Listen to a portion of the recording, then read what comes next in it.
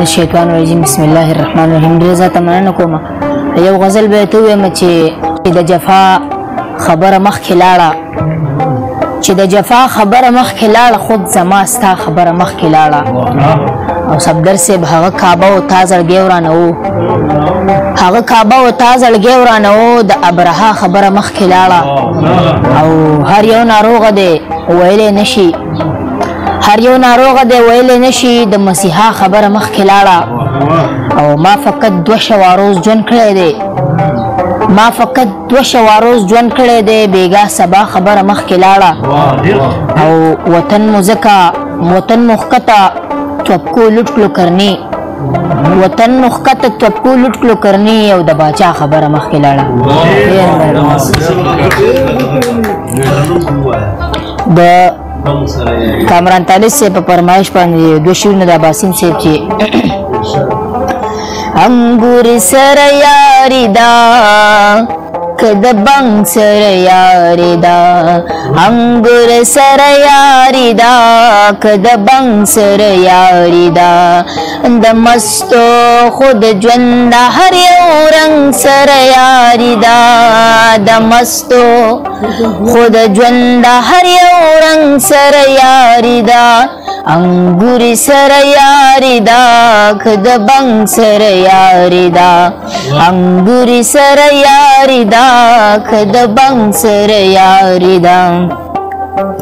دا زکا کورو ګورو پیښور درې واړه یو دی، دا زکا کورو ګورو پیښور درې واړه یو دی، دا زکا کورو ګورو پیښور درې واړه یو دی، دا زکا کورو ګورو پیښور درې واړه یو دی.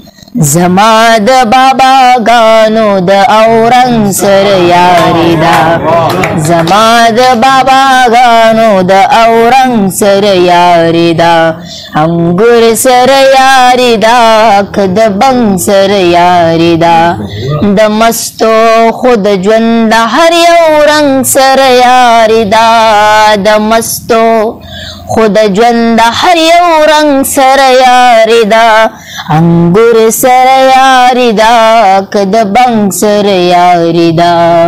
ډېره مهرباني. سپین که غنم رنګ وي او که تور سړی وجني، دا ټول ښکلي د خپل حسن په زور سړی وجني.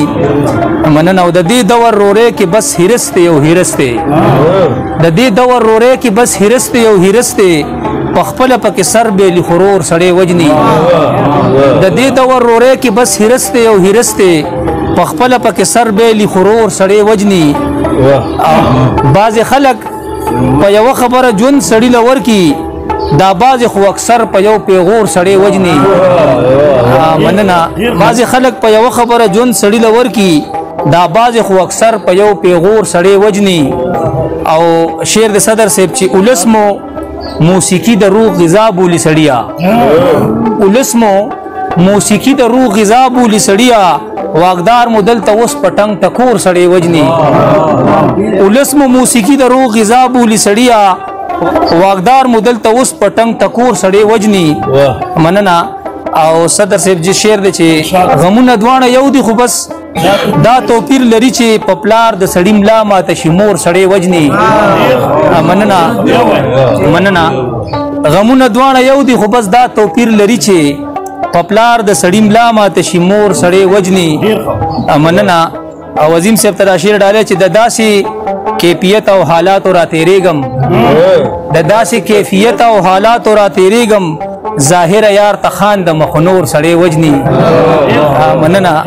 د داسې کیفیت او حالاتو را تیریږم، ظاهر یار تخان د مخنور سړی وجني. او مقصد چې د خپل تنهایی را تګیله وکړه نوازه، میر صاحب د خپل تنهایی را تګیله وکړه نوازه، راځه ما سره کښېنه ګنې شور سړی وجني.